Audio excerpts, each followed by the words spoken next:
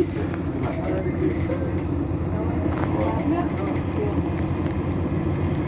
me rappelle le mec de la SNF.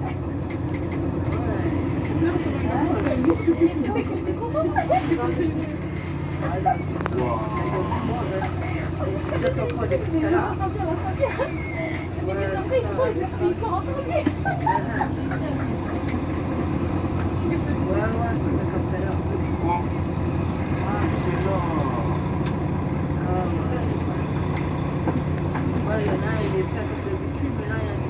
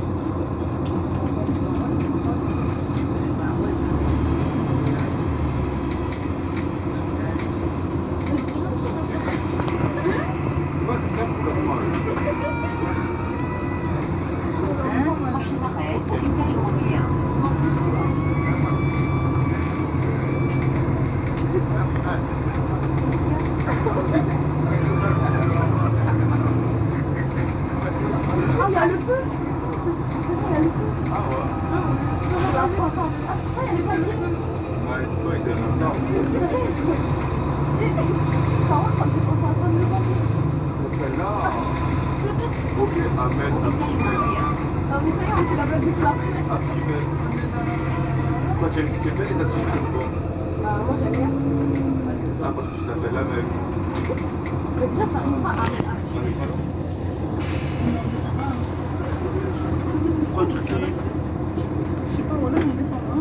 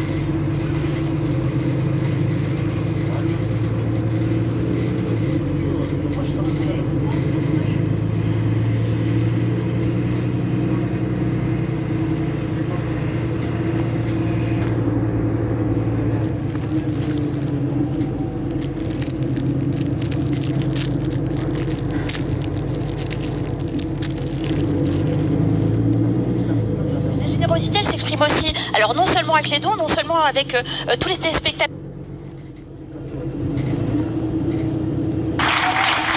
Avant de se quitter sur France 3 tout à l'heure, on s'entoure 18h40, il faut qu'on ait dépassé largement les 30 millions. Pour ça, on a besoin de vous. 36 37 téléthon.fr. Merci pour tous ceux qui ont déjà participé à ce magnifique connaissez compteur le de la numéro de générosité. département de l'Indre?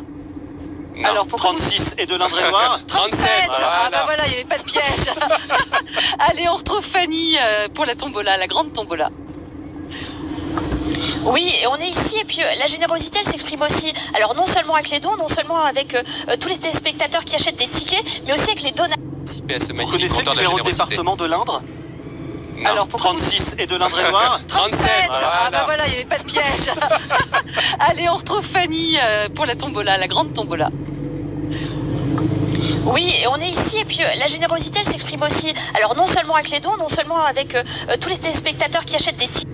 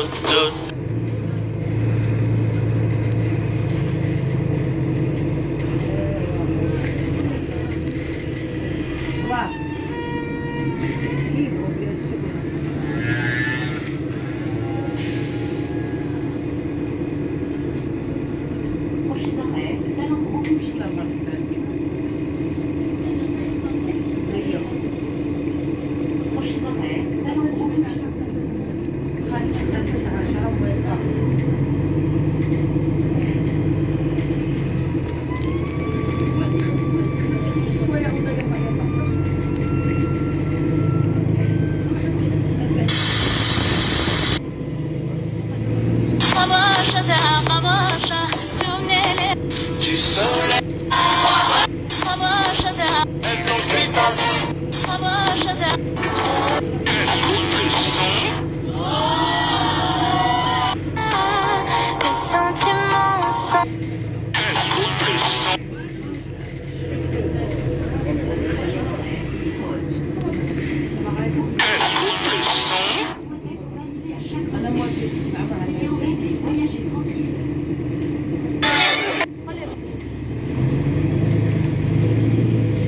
Peut-être notre ambassadeur régional.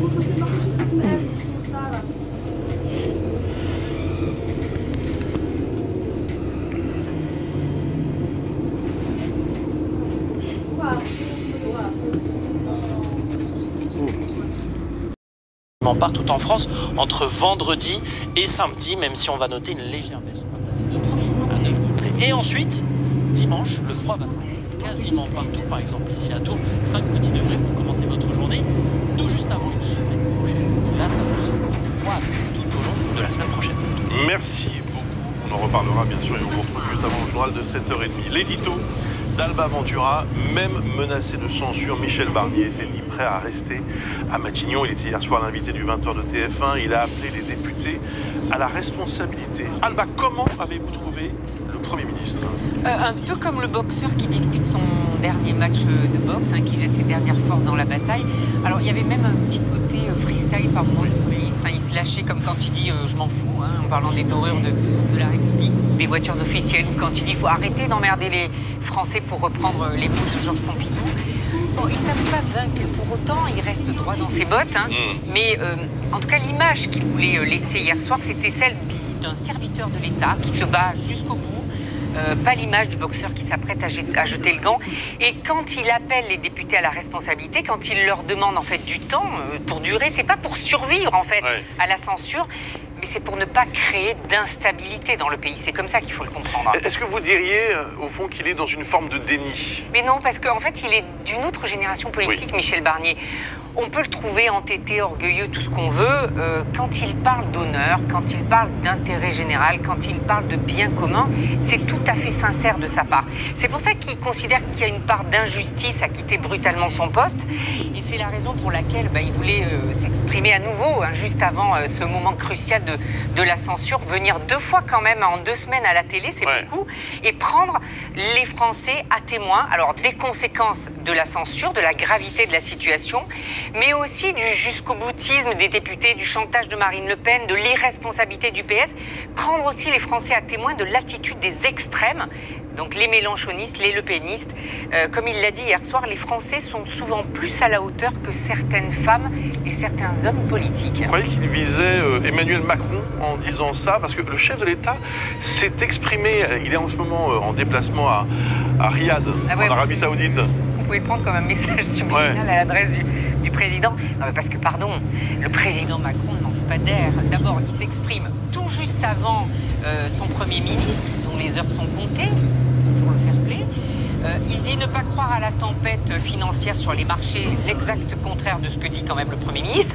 Il dit ne pas croire à la censure, mais enfin, il s'active en coulisses pour lui trouver un remplaçant, Michel Barnier. Avant les cérémonies de Notre-Dame, c'est ce qu'a l'air de dire le journal des Échos, les Échos. Emmanuel Macron a tendance à trouver du cynisme, vous savez, chez ses opposants. Il n'en est peut-être pas totalement dépourvu lui non plus. Merci beaucoup, Alba Ventura. Bon, c'est une séquence politique inédite, il faut bien le dire. Même il y a quelque chose de presque mélodramatique dans tout ça. Vous parliez hier de 4e dimension. 16h, motion de censure, vote dans la foulée. On va savoir assez vite. Ah oui, oui. C'est dans ça cette peut fin durer 2 heures, mais fin d'après-midi. Voilà, en fin d'après-midi, on saura si Michel Barnier reste en effet à son poste ou pas. On sait qu'il y a peu de chances ou peu de risques, ça dépend de quel côté on se place. Laure Lavalette sera notre invitée porte-parole du Rassemblement national, députée du Var. Elle répondra aux questions d'Adrien Gindre tout à l'heure à 7h35. Je voulais vous montrer aussi cette image. Ça se passe aux États-Unis, un déploiement de secours assez exceptionnel pour retrouver, regardez, c'est un cratère qui se passe en pleine ville, en pleine rue, un cratère qui s'est formé comme ça de façon, j'allais dire, inattendue, et une dame est tombée dedans, malheureusement, une dame de 64 ans qui est toujours recherchée. Elle a été sortie pour chercher son chat, et cette recherche, vous voyez, avec des moyens considérables, une grue a été installée, une pelleteuse, ça passionne entre guillemets l'Amérique qui espère toujours retrouver cette femme de 64 ans. Sa famille a appelé la police pour dire qu'elle était portée disparue depuis plusieurs heures et les recherches continuent. Donc sur place, ça se passe en Pennsylvanie. L'actualité, c'est aussi ces églises qui sont victimes de vols. À Quimper, dans le Finistère, un homme qui avait dérobé pas moins de 169 objets religieux dans les paroisses du Grand Ouest vient d'être condamné à 2 ans de prison ferme. Ce département n'est pas le seul touché. En fait, toutes les régions sont concernées. Alexandra Guillet du service police-justice de TF1 LCI est avec nous. Expliquez-nous ce phénomène. Eh bien oui, Bruce, dernier exemple encore en date, le week-end dernier à Bordeaux, dans l'église Saint-Éloi. Regardez ces images, où les voleurs ont dévalisé le tronc d'offrande pour les cierges et brisé des objets et des vitraux. Écoutez la réaction de l'abbé de la paroisse. J'estime qu'à peu près 2000 € ont été dérobés cette nuit-là. C'est une atteinte au patrimoine qui nous appartient à tous. Et c'est surtout de l'argent qui sert, par exemple, ici, à financer la soupe populaire que l'on distribue sur le parvis tous les samedis pendant la trêve hivernale. Alors ici, les malandrins ne cherchaient que de l'argent liquide, mais d'autres ciblent ces édifices pour leurs objets religieux.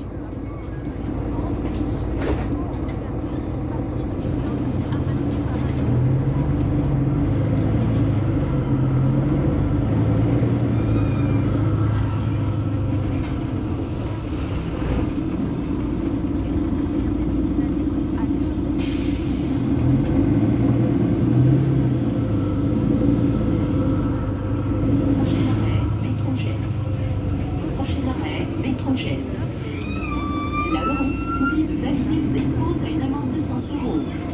Soyez horribles et voyagez tranquille.